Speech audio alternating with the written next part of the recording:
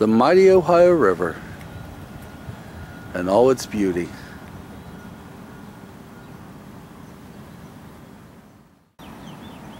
Today the Ohio River is used for barges hauling coal, and for its beauty, and for jet skis, smaller boats, fishing boats.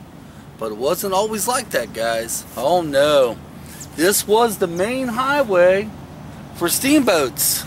This was the main highway for steamboats because little towns like mine that I'm in now needed the steamboats, because this is how it's got its goods, this is how it's got its stuff. This is very important to the survival, because back in them days that's all you had to deliver the goods to the people who lived here. As you can see how wide across the Ohio River is. Wasn't always like that. Back years ago, before the dams, the river was so shallow in some areas you could literally walk across. And the earlier steamboats, they had issues back then. They had serious issues because they would actually sink down into the mud and have to wait for it to rain in order to get them to go anywhere. It was a design flaw. But they changed all that. They made new improved flat bottoms on the bottom of the steamboats, so that way they can go into the shallow areas. Plus they added up to 5 or 6 dams on this Ohio River. And when they did that, they made it wider. It made it a lot easier, a lot safer. Steamboats.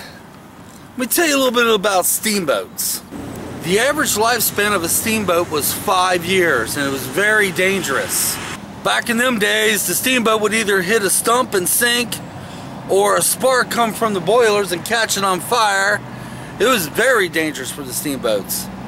But the importance of towns like this, you needed the steamboats, because this is how you got the goods. And right up the river here, it wasn't just the goods coming in, it was the goods going out. Right up the river here, about maybe a half a mile, was a brewery. They depended on this river and steamboats to transport their product all up and down the river.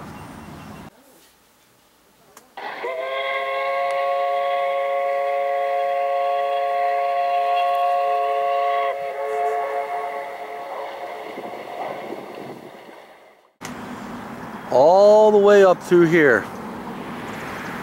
This was where they unloaded the goods and brought the goods in from the town to be hauled up onto the ships.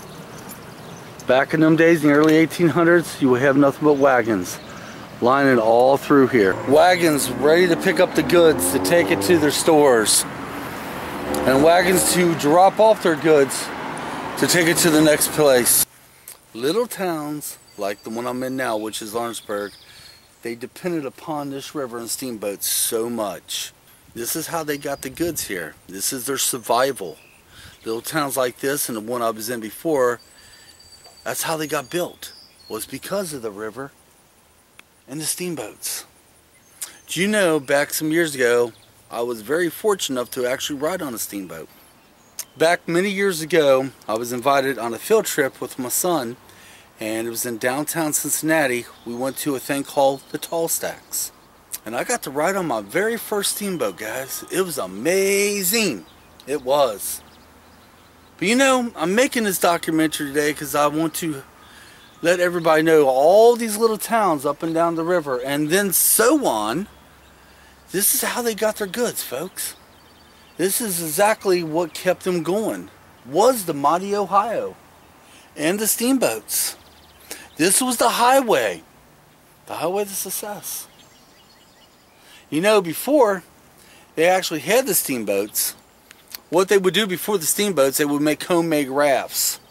And they would get whatever goods they could on the homemade rafts and float it down the river to their destination, sell the goods, sell the rafts for firewood, then walk back home and do it all over again. Then came along with steamboats. Abraham Lincoln got to see one of the very first early steamboats.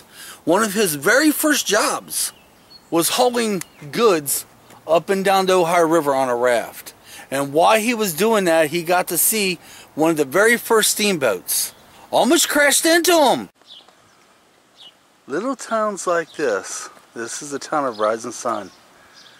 Steamboats shaped this town. Little towns like this really depended on the steamboats. This particular little town I'm in now is called Rising Sun. Let me tell you a little bit about Rising Sun. For years and years it depended upon the steamboat, right? As the years went by, all the other little towns kind of started growing up. And when they didn't need the steamboat as much, this town still did. For years and years, we're talking after many years have gone by, this has become a little forgotten town. It was still getting the goods and stuff shipped in by transportation of truck, train, and some boats, but it become a forgotten town. The neat thing about it is, back I'd say about, let me get back with you on that. Roughly about 20 plus years ago, another boat showed up in this town and put this lovely little town back on the map again. And that little boat is called the Rising Star. That little boat right there put this town back on the map again. One of the neat little things about the steamboats was they used to have steamboat races. And the neat thing about the steamboat racing was there was no rules. It was all about how you can lie, sneak, and cheat the other guy. And pretty much the winner got the antlers. The traditional trophy back in them days, and still is antlers. So it was not how fast your boat was, it's how you could lie, sneak, and cheat to win. But yeah, sleepy towns like this really depended on the steamboats. All up and down through here. All the way up down through here. Imagine that many years ago, over 100 years ago, it was lined with steamboats. The sound of steamboats, the whistles. Try to imagine, if you can, what this will look like that many years ago. So imagine all the steamboats on the water. The sound of the steamboats. The people waiting at the shoreline for the steamboats to come. Boy, I bet you that was quite the sight. Little towns like this, steamboats kind of shaped them. Each one of these stores back then was little shops, places to make your wagons, all kinds of little things. And steamboats were important for these little things. Guys, I'm going to show you some murals that's on a lot of the buildings here in my town.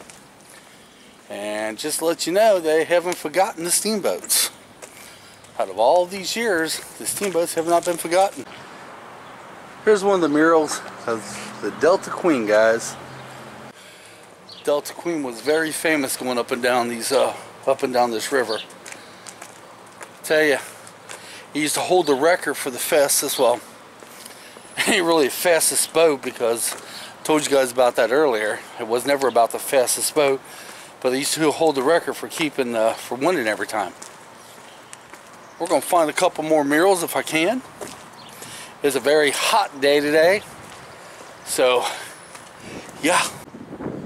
And this one would be the Island Queen, guys.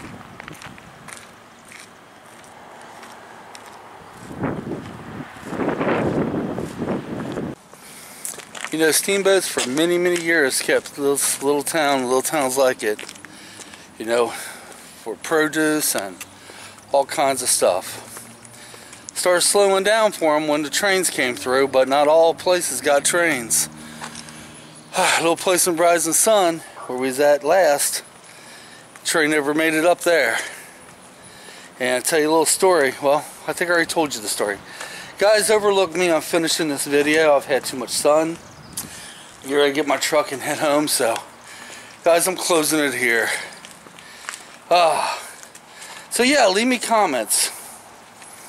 Is your little town, was it kept in produce and all kinds of goods, whatever it was, by steamboats? Leave me comments, guys. Hate to end the video like this, but too much sun, folks. Too much sun. Whew, wow. It's about 100 degrees out here. Humidity's about 80%. So, thanks for watching, everybody. I'm gone.